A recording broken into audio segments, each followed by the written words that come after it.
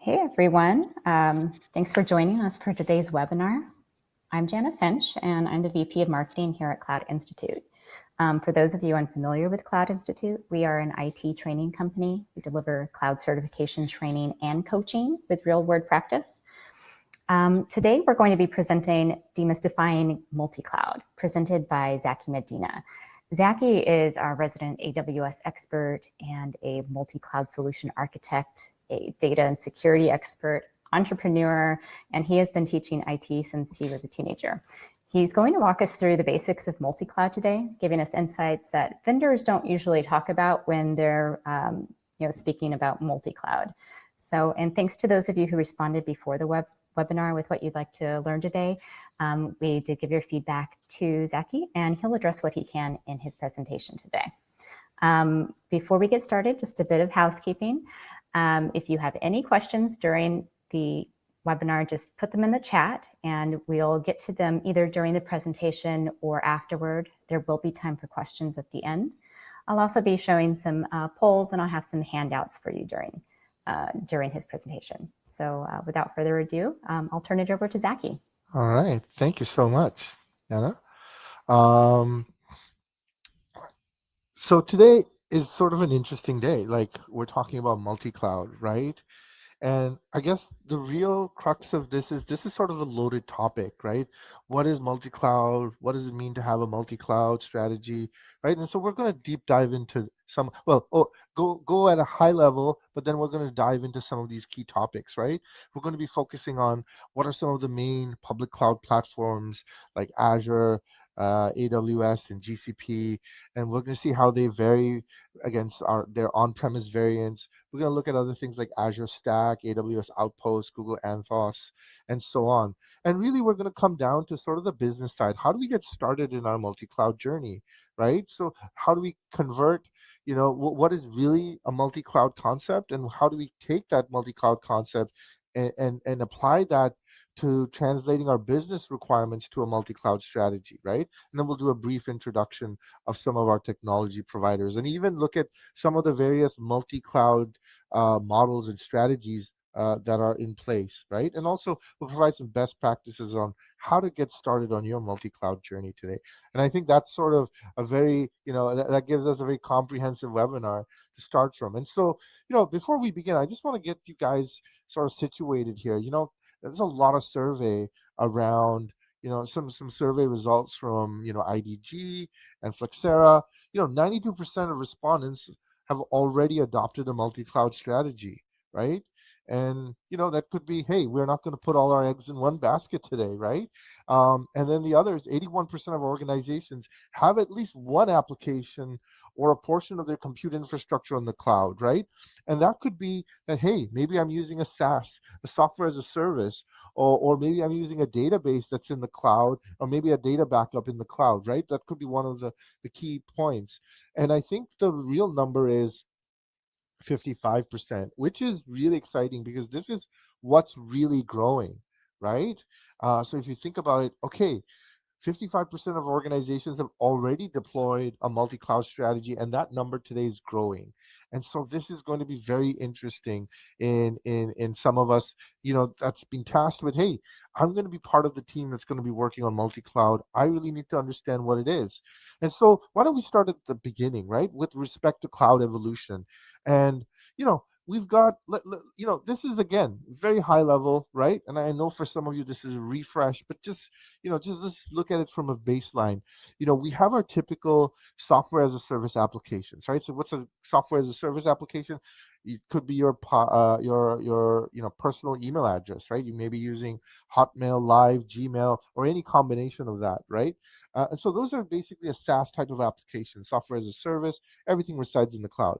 Then I have my on-premise application. That's typically how, before cloud, pre-cloud era, and even in a lot of cases, a lot of applications today are on-premise applications.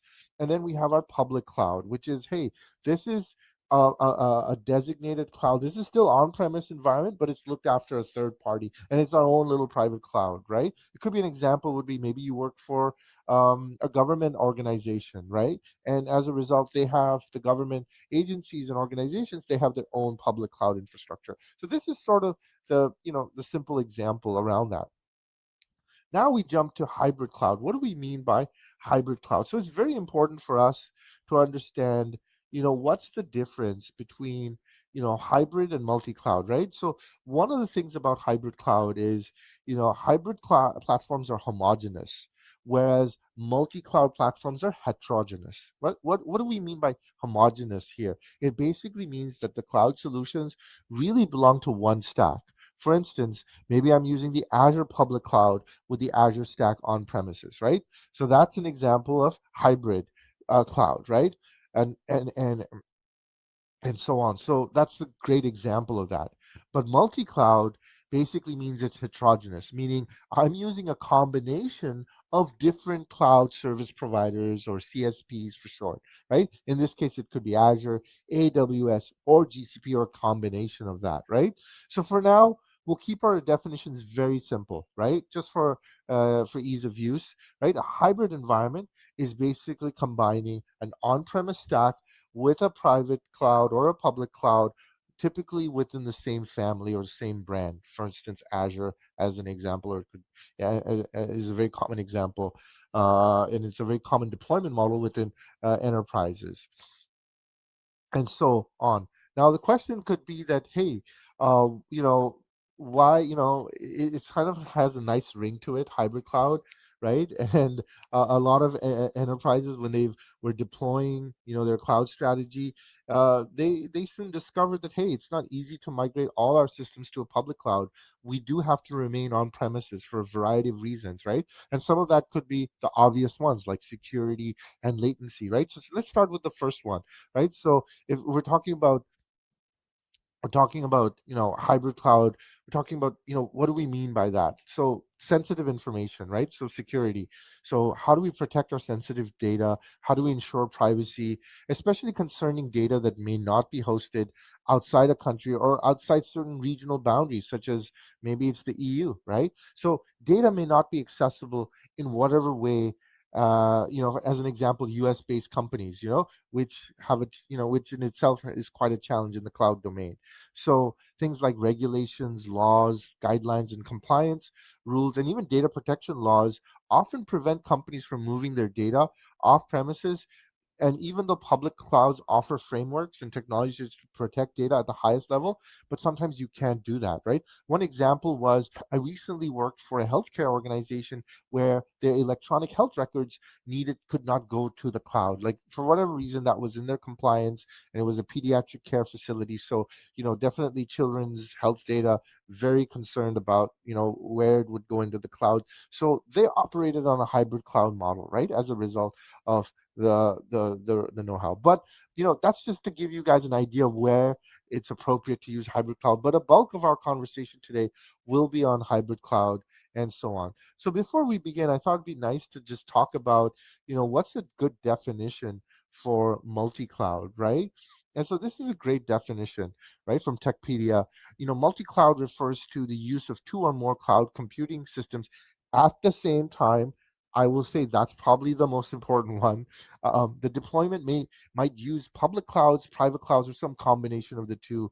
Multi-cloud deployments aim to offer redundancy in case of hardware, software failures, and avoid vendor lock-in, right? And so vendor lock-in is kind of a common thing. Kind of like, hey, I don't want all my eggs in one basket, all my data, all my applications.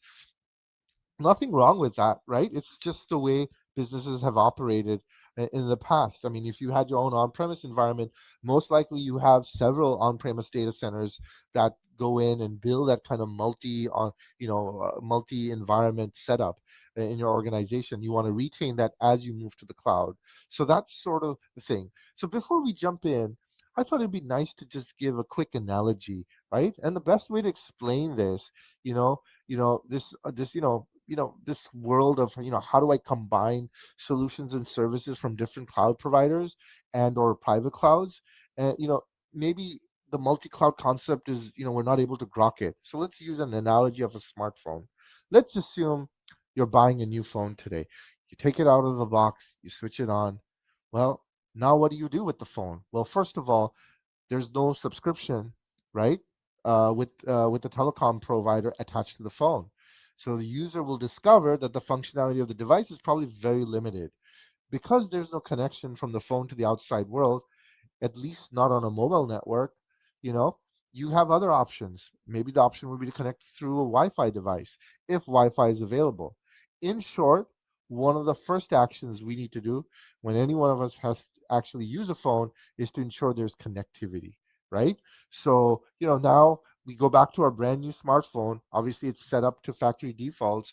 And let's say we go ahead and with the connectivity, right? We get it connected to the outside world. Are we ready to go? Probably not, right? So the users probably want to have all sorts of services delivered to the phone, right? Usually through the use of apps. And that's usually delivered through an online catalog like an app store, right? And then these apps themselves come from different providers and companies.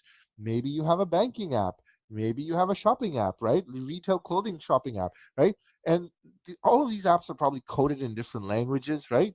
And so on, right? And so yes, so by compiling these apps, transforming the code in such a way that they can be read and understood by these different devices, right? So these apps are basically working on different phones with different versions of mobile operating systems, whether it be iOS, Android, or Windows Mobile, right? So this is really very interesting.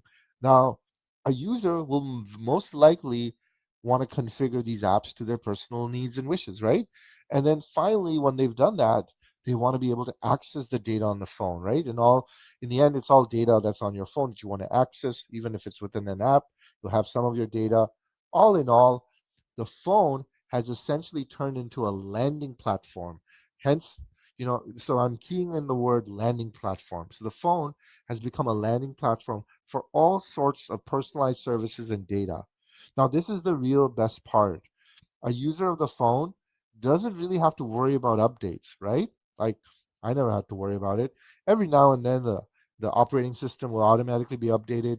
Maybe I'll put a little thing on it to say, hey, update when I go to bed. And when I wake up in the morning, my phone is updated.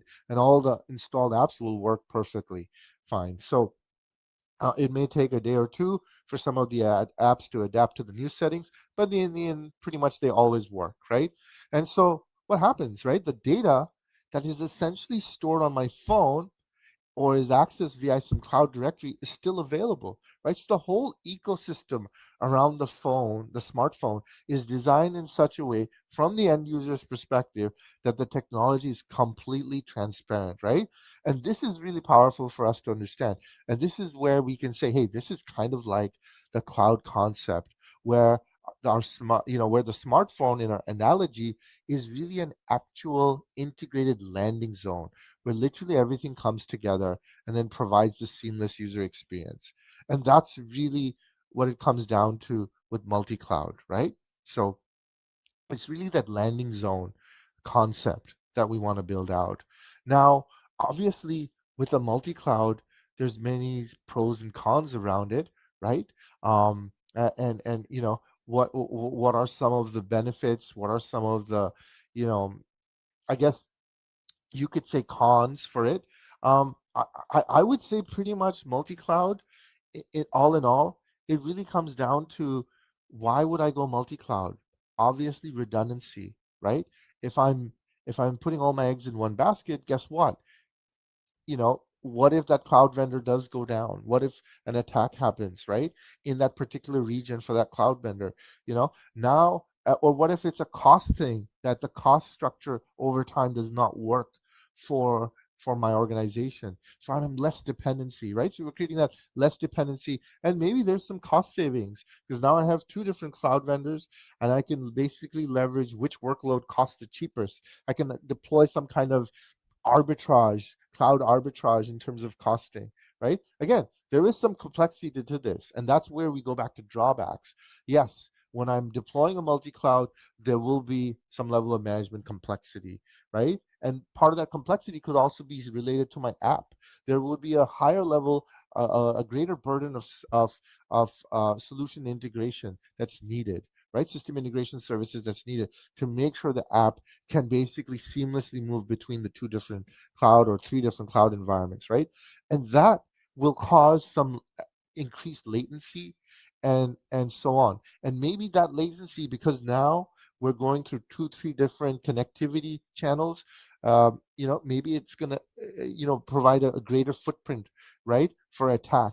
And so that's where the greater vulnerability story comes in. So this is something very interesting, right? So I would say these are some of the things that it's not a, oftentimes multi-cloud is cloudy, right? Like when you look at the pros and cons and the drawbacks and you want to weigh against them and find out, hey, how do I really go about this, right? So, that's always been a challenge for organizations. And so, let's jump into, what we mean by how do we set up a real strategy for multi-cloud today, right? What would be the right approach? Because if we think about it, if we go back to our analogy of the smartphone, right?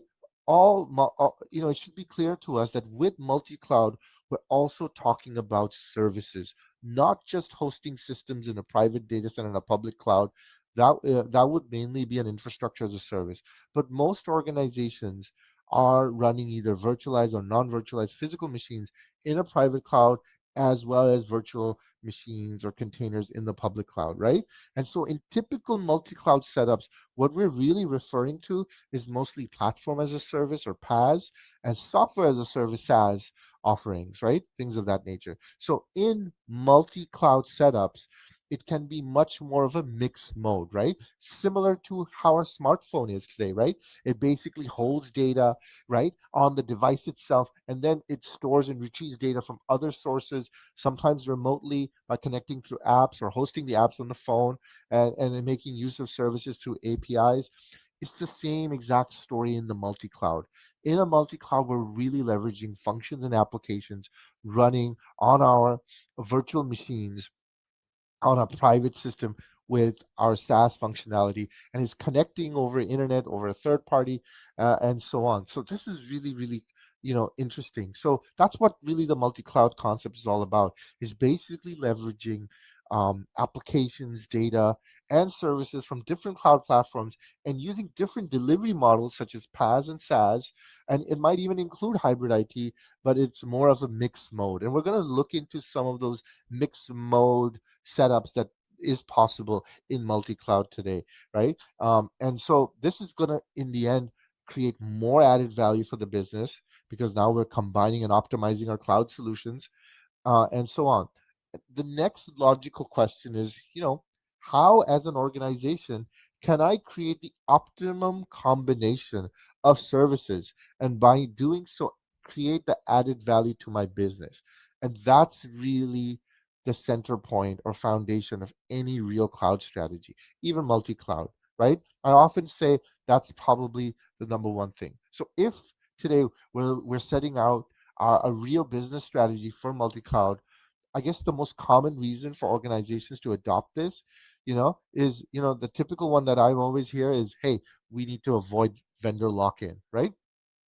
Organizations simply do not want to be locked into one platform or a single service. However, that isn't really a strategy if you think about it, right? It would be more of an outcome of a strategy. A strategy emerges from the business and the business goals. The business goals, for instance, could be, hey, for our organization, we need to create more brand awareness. Maybe we want to release products to the market faster. Maybe we want to improve profit margins, right? These are all great business goals, right? So business strategies often start with either increasing revenue as a business goal. And in all honesty, it should indeed be a goal, right?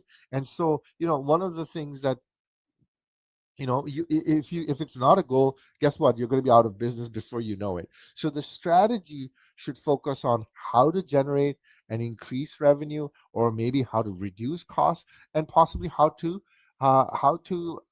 satiate or comply with regulatory and governance requirements, right? Or keep the organization out of jail, right? And we're going to explore some of this as well, right? So that's sort of the crux of this whole thing around strategy. Just don't go ahead and say, hey, we need to do a cloud first strategy. That doesn't mean anything. Rather, your business should dictate whether cloud is the right fit. So adopt a cloud fit mindset so that way we can satiate our business strategy and goals aligned with that. So that's often the thing.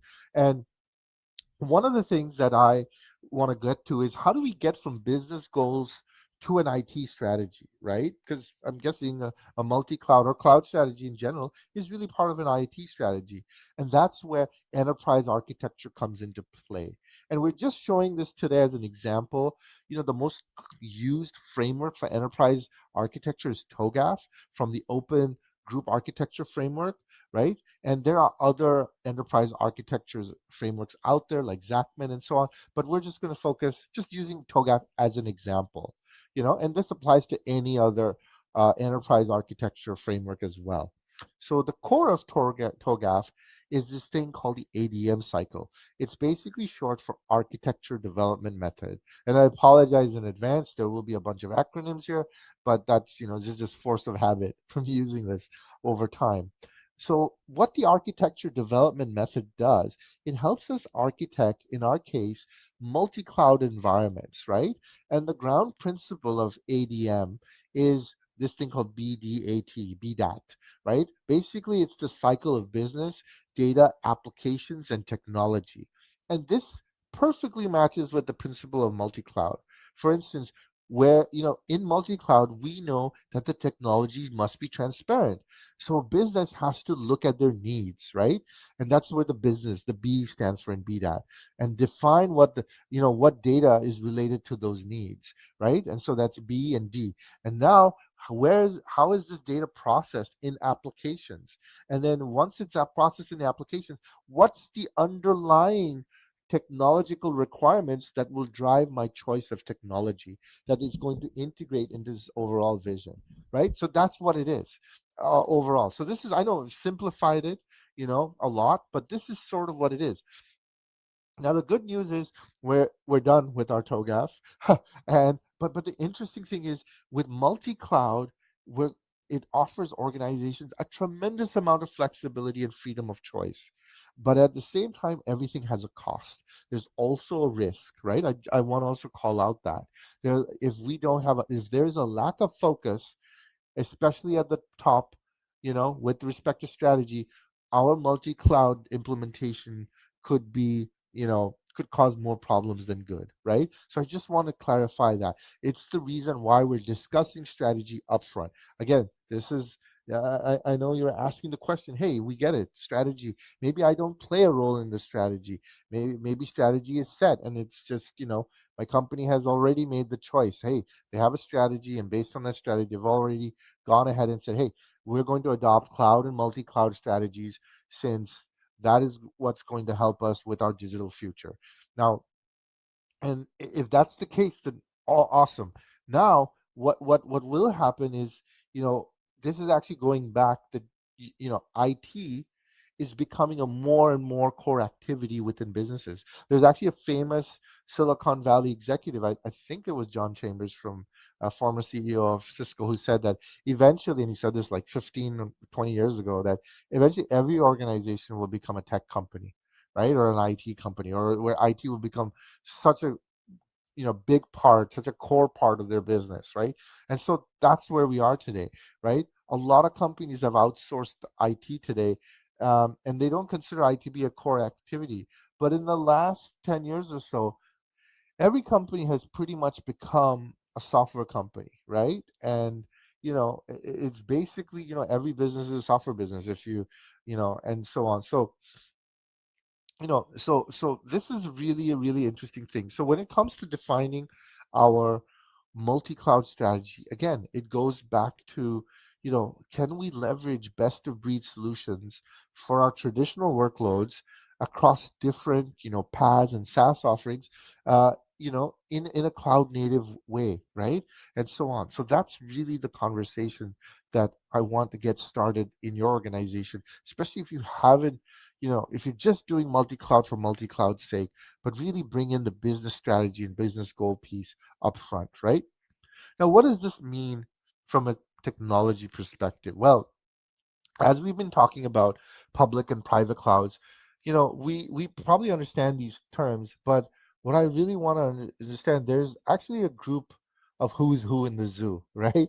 And so we want to also give that background. So when it comes to public clouds, the best known providers are AWS, Microsoft Azure, or Google GCP, and we even have public clouds that have OpenStack as their technological foundation, right? An example of that would be, Rackspace, right? So all these public clouds basically fit the definition, but there are some differences here and there. AWS and Azure have a common starting ground. However, both platforms have evolved from making storage publicly available over the internet, right? Inside AWS, it started with this storage service called the simple storage solution. I know it was like the name was right there, on the tip of everyone's tongue. Or it's called S3. So some of you may have even heard of S3. Azure too started with storage, right? So Azure, AWS, Azure, and GCP, they all offer a wide variety of managed services to build environments, but they also differ very much in the way we can apply the technology. In short, the concepts are more or less alike, but under the hood, they are completely different beasts, right? And this is exactly what makes managing multi-cloud solutions complex, right? So, and some of you are asking, hey, there's probably many more public cloud offerings out there today, right? And maybe not all of them will fit my purposes, right? Yes, there are major software manufacturers, including Oracle and SAP. They too have their public cloud offerings available, but these are really tailored to hosting the specific software solutions from these organizations, right? Nonetheless, because of their size and volume and market share, they're still a critical part of the multi-cloud landscape, right? Since a lot of enterprises use it.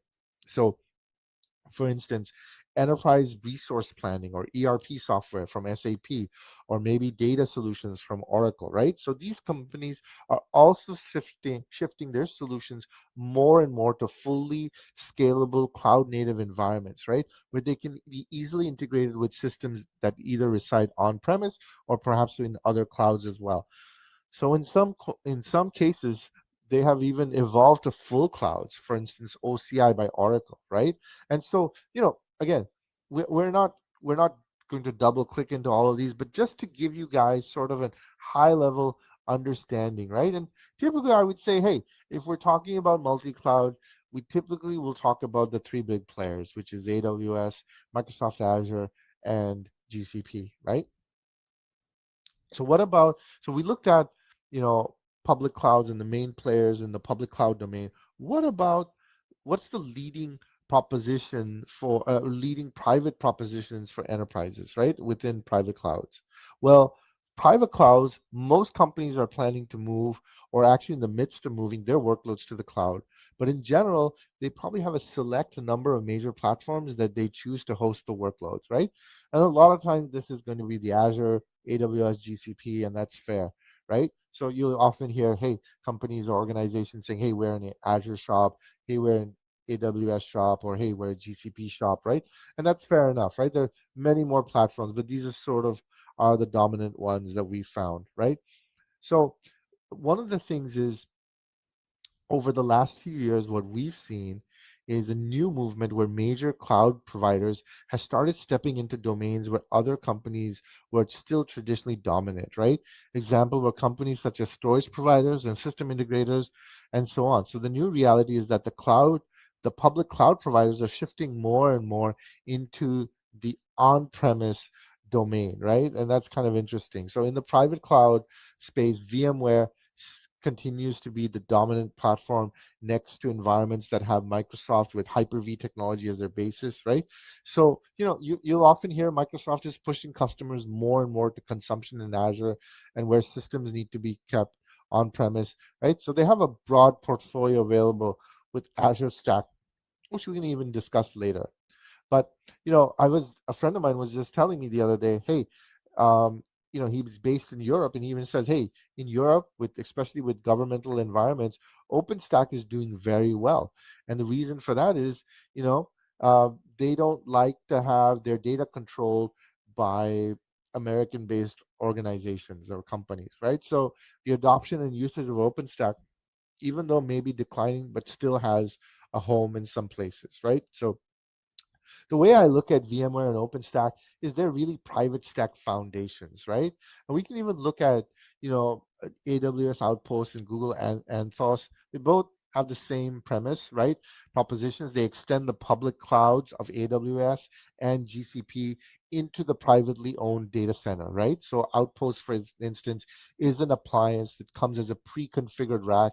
It has its own compute, storage, and network facilities, and so on. Whereas Google Anthos is more a set of components that can be utilized to specifically host container platforms in on-premise environments. And typically it's using Google Kubernetes Engine, GKE, right? And so on. Um, and then there's also another one called Azure Stack. Now, Azure Stack is basically a portfolio with Stack HCI, Hub, and Edge, right? I think the most important differentiator of Azure Stack is HCI, which stands for Hyperconverged Infrastructure. It basically says you can run disconnected from Azure. What does that mean? It basically means HCI will run as a known branch office server. It's basically your server in a box or your little mini data center in a box, right? It has compute power, storage, network connections. A box holds Hyper-V based virtualized workloads. You can manage it in Windows Admin Center, and then and so on. But then the question is, why would you want to run this Azure Stack? Well, HCI has an option where you can connect it to Azure services like Azure Site Recovery, Azure Backup, and Azure Monitoring. So it's basically a very simple solution. It only requires Microsoft validated hardware, the installation of Windows Server 2019 Data Center Edition, plus Windows Admin Center, and obviously you need an Azure account, right? And all of this is really going to help me create that extension from the public cloud into my private cloud environment, right? And so on. So this is really the premise around that. There's also another one, although we don't talk about it, but there's something called Azure Arc. And it's a great feature. And Azure Arc was launched in Ignite 2019. It allows you to connect non-Azure machines to Azure and then manage those non-Azure workloads as if they were fully deployed on Azure itself, right? So what does this mean? This means that organizations are embracing multi-cloud and they realize, hey, as a cloud service provider, if I don't accommodate the multi-cloud strategy of my customers, I'm going to be left out. And so, you know, in short, what I want to leave you guys with here is that it's not really about cloud first, it's about getting cloud fit, meaning with the ever increasing variety of cloud solutions out there, I hope today's session is going to give us some insight into what is truly multi-cloud and how does it differentiate from hybrid cloud, and how do we make use of either of them or maybe a combination of them for our business tied back to our business strategy and goals, right? That's really what it is comes down to, is leveraging multi-cloud to accelerate our business innovation. So now, what do we mean by multi-cloud strategy, right? So when you look at sort of strategy, a multi-cloud strategy will obviously use a combination, and we're just giving examples here of AWS, EC2, Google Cloud Storage as an example, right? So you could have a combination where we're using AWS compute with Google Cloud Storage, or maybe I'm using AWS compute with Azure Virtual Machines and Google Cloud Storage, right? So there's a combination here where I'm using compute, storage, networking, from a variety of different heterogeneous cloud service providers. That's really what it comes down to, right? So multi-cloud strategy, again, it's something that we often discuss it. How does it tie back? Again, you need to ensure that we have a business roadmap that fits our cloud fit strategy, and so on. And when we have that, guess what? It's going to be much easier to build that in. Although we're not talking about connectivity, and we'll briefly talk about it, connectivity is a huge piece of this discussion. I cannot emphasize how big. In fact, connectivity, if we ever do one, and you guys will be given a choice later on to select what are the future topics for us, you can definitely put in connectivity. Hey, I'm interested in understanding, how to solve the challenge around connectivity in a multi-cloud context, right? How do we, because all the major cloud platforms have their own connectivity technology, right? For instance, Azure has Azure Express Route, AWS has Direct Connect, Google has something called Dedicated Interconnect, even VMware has something called VMware NSX, right? As an example. So all of these, and maybe it's a great topic for the future, and so on. So definitely when we get there, we're very interested in learning about that. So one of the things around our multi-cloud architecture strategy is, yes, we may even involve on-premise private cloud. Some of you may even have that question, and that could be private cloud, it could be AWS EC2, could be Azure Files.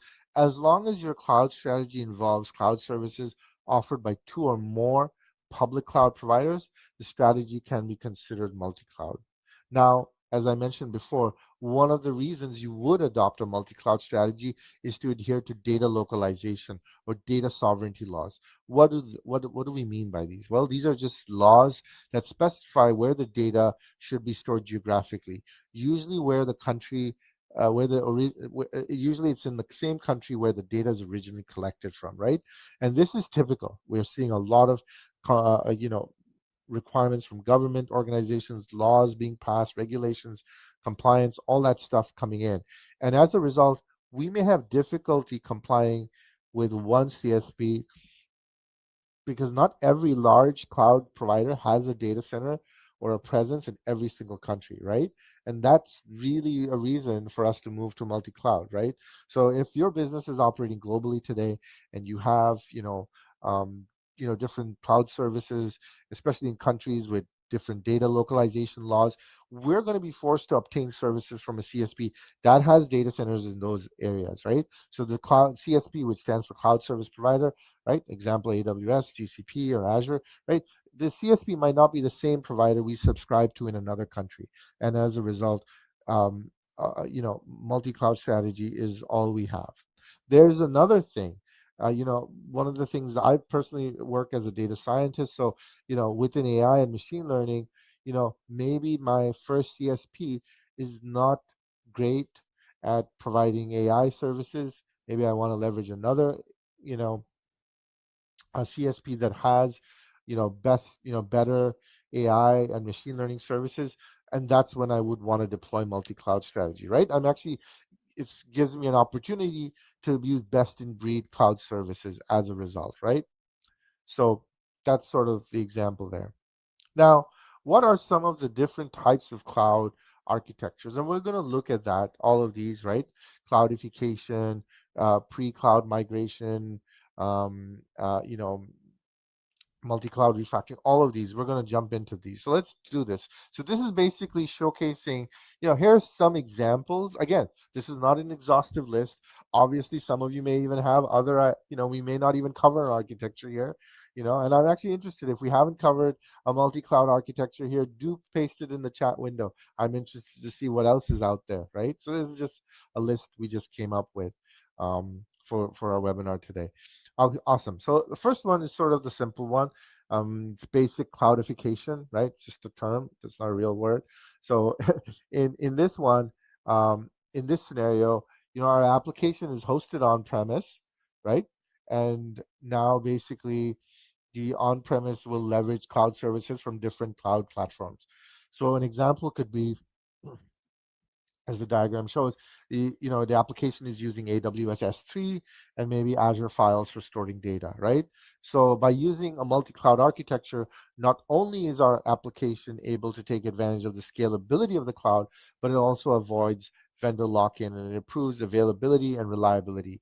Even if, say, the Azure service goes down, right, the AWS service can still allow the application to function normally, right, as an example. Uh, Next up is multi-cloud relocation. Here, what we're saying is an application that was previously hosted on-premise is now rehosted in a cloud platform, right? And this is typical of what is called a lift and shift approach, right? Some of you may have heard of lift and shift. Lift and shift is a is a term of endearment on the first step of moving to cloud, right? So any organization moving to cloud, hey, you can lift and shift, meaning you can take your existing on-premise applications and just move them directly into the cloud, right? And that's basically, you're going to use a service from a cloud platform and so on. So an example would be maybe the application is relocated to an AWS EC2 instance, but its data storage is obtained from Azure, right? Maybe we want to keep it within Azure for obvious reasons. Maybe we have our BI intelligence reports running through Azure Synapse Analytics and so on, and we just want to continue that from going forward. So that would be an example of that. Next up is a slight change. We call it the multi-cloud refactoring. Now, in the multi-cloud refactoring, an application is essentially re-architected so that it can be deployed in a multi-cloud environment, right? And in this example, we have an on-premises based application, and it gets re-architected into two components, right? And each of the two components are deployed on two separate cloud platforms. In this case, one could be on AWS and the other on GCP, right? And so this is a bit of overwork. And note, unlike relocation, which relocates only the application, refactoring requires a redesign of the original application, right? This means that changes have to be made to the application's code. And maybe that's necessary because of the latency, the other aspects of it, maybe even security aspects of it has to be changed, right? So those are some of the things that we've seen commonly. Next up is multi-cloud rebinding, right? So as with refactoring, rebinding entails a re-architecting of the original application for migration to a multi-cloud architecture. The difference here is that one component or components is still left or are left on premises. So it's not just 100% cloud solution. There will be a component still left on premise, right? While the remaining ones are migrated to different cloud platforms, right? So the purpose of this deployment is typically the secondary platform will serve as a failover target in case the first deployment fails, right? So an example would be maybe I have AWS deployment of component B, which serves as an active component, which serves my clients during normal operations, while the GCP component of component B serves as a passive component, which serves clients only if the AWS deployment becomes unavailable, right? So component A always remains on premise, and we have our own, procedures and strategies around how to maintain that and so on. Now, in this case, we're going to need what is called a load balancer. That's what LB stands for, to help with diverting and load balancing that traffic, right? That's going. Next up is sort of a version of this. At its core, is still multi-cloud rebinding, but with the added participation of a cloud brokerage service, right? Which takes, charge of various, integrating various other components within our multi-cloud infrastructure, and it ensures that all components are functioning optimally and securely, right? And so on. And then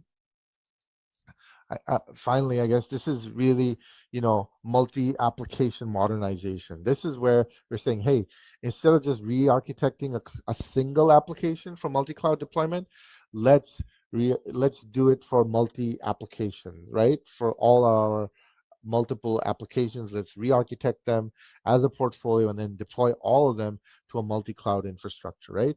And the reason for adopting this approach is that maybe, in the individual applications, even if they're re-architected for cloud, they will have some deficiencies, possibly data inconsistencies, duplicate functionality, possibly higher maintenance costs, and so on.